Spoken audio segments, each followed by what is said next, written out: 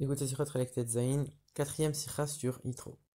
La paracha, elle parle du don de la Torah. Et le verset, il dit que Dieu, il est descendu sur le mont Sinaï. Et à ce sujet, Rachid explique la chose suivante. Est-ce que vraiment Dieu, il est descendu sur le mont Sinaï, alors qu'on voit qu'il y a un autre verset quelques temps plus tard, où Dieu, il dit, j'ai parlé de vous, j'ai parlé à vous depuis les cieux. Sous-entendu, je suis pas vraiment descendu. Alors, il est descendu ou il n'est pas descendu, Dieu? A priori, on a l'impression que ici, Rachid vient résoudre la contradiction entre les deux versets qui le dérangent. Mais quand on regarde plus profondément, en vérité, c'est pas ça que Rachid il vient chercher ici. Rachid il aurait dû dire, s'il avait uniquement cherché à résoudre la contradiction, il aurait dû commenter en disant, et il y a un autre verset qui dit qu'il a parlé des cieux. Sous-entendu, maintenant je vais vous expliquer pourquoi il y a cette contradiction. Rachid dit quoi? Il dit, est-ce que vraiment il est descendu? Sous-entendu, c'est ça la question qui dérange Rachid ici. Et puis d'ailleurs, Rachid il n'aurait pas expliqué, il n'aurait pas cité un verset qui va apparaître que plus tard. Si la contradiction, c'est vraiment ça qui le dérange, il aurait posé la question au moment du deuxième verset. Là, on n'a même pas encore la connaissance qu'il y a un deuxième verset qui contredit notre verset à nous.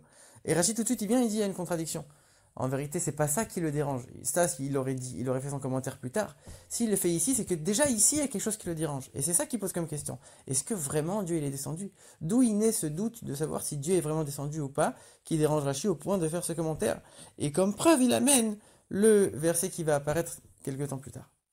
En vérité, c'est quoi la question que Rachid a? C'est que on nous dit que Dieu il est descendu dans un grand feu sur le mont Sinaï et que le mont Sinaï entier, il était tout fumant, empli de fumée.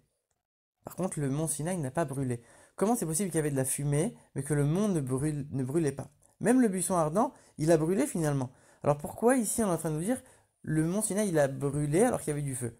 Donc on comprend de là que le feu il était proche du mont Sinaï, mais sans vraiment être sur le mont Sinaï véritablement. Sinon le mont il aurait brûlé.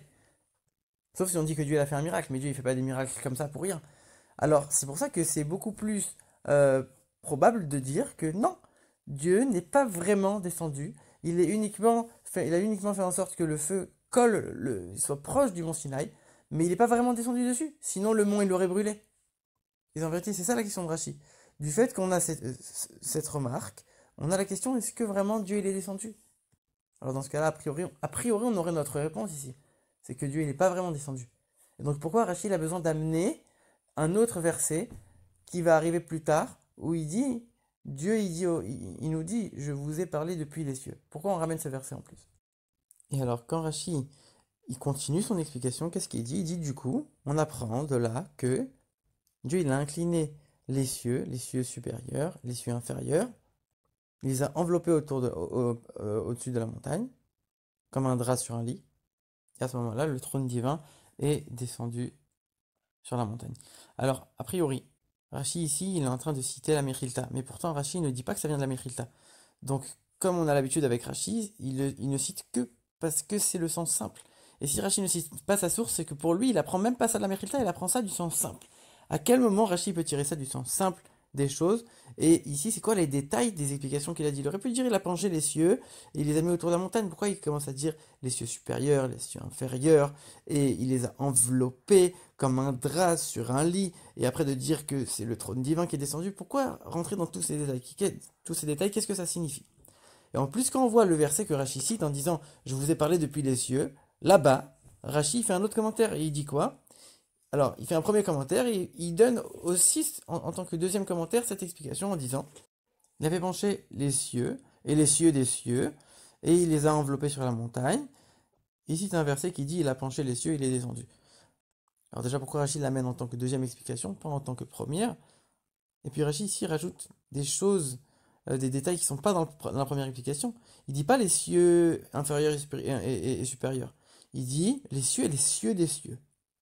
Et puis il cite un verset, le verset qui dit il a penché les cieux, il est descendu. Pourquoi rajouter un verset alors que tu l'as pas cité la première fois? Si c'est ça si ce verset vient prouver quelque chose, il fallait le citer la première fois que tu lui donnes cette explication. Alors c'est quoi toutes ces différences? Alors le rabbi il donne l'explication suivante pour résoudre tout ça. En vérité, les deux explications de Rachi, elles interviennent à deux endroits où on a la volonté d'expliquer quelque chose de complètement différent. Dans le premier endroit, on est en train d'expliquer à quel point Dieu il est descendu sur le mont Sinaï. C'est une vraie descente. Dieu lui-même, son essence, elle est descendue sur le mont Sinaï. Dieu, il s'investit dans la nature. Dieu, il s'unit avec le matériel. D'un autre côté, on a l'autre verset qui vient nous apprendre que Dieu, il est dans les cieux. Dieu, il est extrêmement élevé. Il n'a rien à voir avec le monde. Donc, d'un côté, on a un endroit où on nous dit il est dans le monde, il descend dans le monde, il est descendu sur le mont Sinaï. D'un autre côté, il est complètement supérieur au mont Sinaï, il est resté dans les cieux. Et c'est pas contradictoire, parce que fondamentalement, les deux sont vrais. Maintenant, dans les mots des deux versets et dans les explications, Rachid va faire en sorte de faire marcher les deux ensemble. Mais à chaque fois, en chaque endroit, en soulignant l'aspect spécifique à cet endroit, à ce contexte. Quand on nous dit que Dieu il est descendu sur le mont Sinaï, on voit que... C'est-à-dire quoi Dieu il descend? Dieu il n'est pas descendu matériellement, mais ça veut dire que le mont Sinaï entier il était imprégné de la sainteté de Dieu. C'est pour ça qu'on n'avait pas le droit de toucher même le mont Sinaï. Le mont il est devenu complètement saint. Et entre parenthèses, c'est pour ça que on s'est pas suffi du verset qui nous dit que le mont il était complètement enfumé. Parce que ça vient nous dire finalement Dieu il n'est pas vraiment descendu. Mais quand on regarde toutes les lois et tout ce qui suit après, on comprend que Dieu il est oui vraiment descendu. Donc le verset qui vient nous dire qu'il y avait le feu mais ça n'a pas brûlé, etc., ça vient juste nous mettre le doute. Et le verset qui va venir après en disant je vous ai parlé depuis les cieux, c'est pas contradictoire fondamentalement avec ce qu'on va dire. Donc ce verset qui dit que le mont il n'a pas brûlé et il était juste enfumé, ça vient juste mettre un petit doute, mais on va pas se suffire uniquement de ça. On compare plutôt les deux grands versets qu'on a cités. Et donc on va comprendre pourquoi dans le premier endroit, Rachid dit les cieux supérieurs, les cieux inférieurs. Ici, on veut souligner que Dieu il est descendu. Donc c'est tous les niveaux qui sont descendus. C'est descendu vraiment sur terre. Tous les niveaux ils sont descendus, Dieu il a parlé directement sur terre. Alors que dans l'autre expression, c'est les cieux et les cieux des cieux. Alors là, on est en train de montrer quelque chose d'élevé, encore plus élevé, on monte dans l'élévation. C'est pas du tout adapté à une descente. Donc on ne peut pas utiliser cette expression dans notre explication ici. Par contre, dans l'autre explication, qui veut souligner à quel point Dieu il est élevé, Dieu il est complètement au-dessus de tout. Alors là, Rachid va utiliser cette expression, les cieux et les cieux des cieux. Mais par contre, quand il parle de la descente, c'est les cieux inférieurs et supérieurs qui sont tous descendus sur la montagne. Alors comme on l'a dit, la montagne a été devenue sanctifiée par la sainteté, puisque Dieu il est vraiment descendu. Mais on ne nous a pas expliqué comment ça s'est passé finalement. Rachid vient nous dit, il a étendu les cieux sur la montagne comme un drap sur un lit. En vérité, de la même manière que le drap il est partie intégrante du lit, de la même manière les cieux, ils sont devenus partie intégrante de la montagne. Sous-entendu, ils étaient annulés à la montagne. Ils étaient complètement unis, ils étaient complètement descendus. Et donc on est encore dans cette idée de descente, c'est parfaitement adapté. Et c'est ça que Rachid souligne. Par contre, dans le deuxième endroit où on parle du fait que Dieu il était complètement élevé dans les cieux supérieurs, on ne peut pas venir dire que les cieux ils ont été étendus comme un drap sur un lit. Alors oui, Rachid va quand même citer le fait que les cieux ont été étendus. Parce que sinon, tu es complètement en contradiction. Et encore une fois, lui, il est là pour résoudre les contradictions entre les deux versets. Il est en train de résoudre les contradictions tout en faisant à chaque fois, en fonction du contexte, en faisant prévaloir un des deux aspects en fonction de dans quel commentaire il se trouve. Mais il ne doit pas faire de contradiction. Donc oui, il va écrire que les cieux se sont penchés. Et c'est ça le verset qu'il va citer. Les cieux se sont penchés, mais uniquement penchés. Ils ne se sont pas forcément étendus comme un drap. Ils se sont penchés, ils se sont un peu étendus. Mais il va garder cette idée d'éloignement, que Dieu il est éloigné complètement de la montagne et du monde. Par contre, dans l'explication qui est la nôtre ici, Dieu il s'est complètement descendu comme un drap sur un lit, etc. Et Rachid rajoute même dans notre explication, le trône divin, le trône céleste, il est descendu à ce moment-là, comme pour dire, Dieu il s'est fixé sur la montagne, il s'est assis, il s'est fixé, si on peut dire, comme pour dire, il est vraiment descendu au point de complètement faire un avec le monde, avec la montagne. C'est encore une fois, dans chaque contexte, on va souligner l'idée principale. Ce qui est incroyable et que le rabbi fait remarquer, c'est que le premier verset, il figure dans le chapitre 19 au verset 20.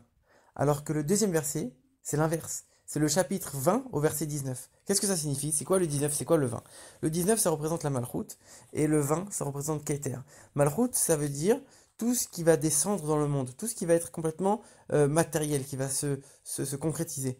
Keter, c'est tout ce qui est élevé, tout ce qui est supérieur, tout ce qui est complètement spirituel. Et donc ici, on a exactement la même chose. On a le verset 19, donc Malchoute, mais... non, le chapitre 19, Malchoute, mais avec le verset 20. Donc on a essentiellement l'aspect de descente, tout en gardant le 20, tout en gardant le fait qu'on n'est pas en contradiction avec le 20, avec une élévation extraordinaire. Alors que dans le deuxième verset où on parle d'une élévation de Dieu. Alors ici, ça va être le chapitre 20, donc essentiellement l'élévation, mais encore une fois, verset 19. On n'est pas complètement en contradiction avec l'autre idée. Et on garde, en fait, c'est uniquement, dans chaque endroit, on va souligner l'aspect essentiel, mais encore une fois, il n'y a pas de contradiction entre les deux endroits.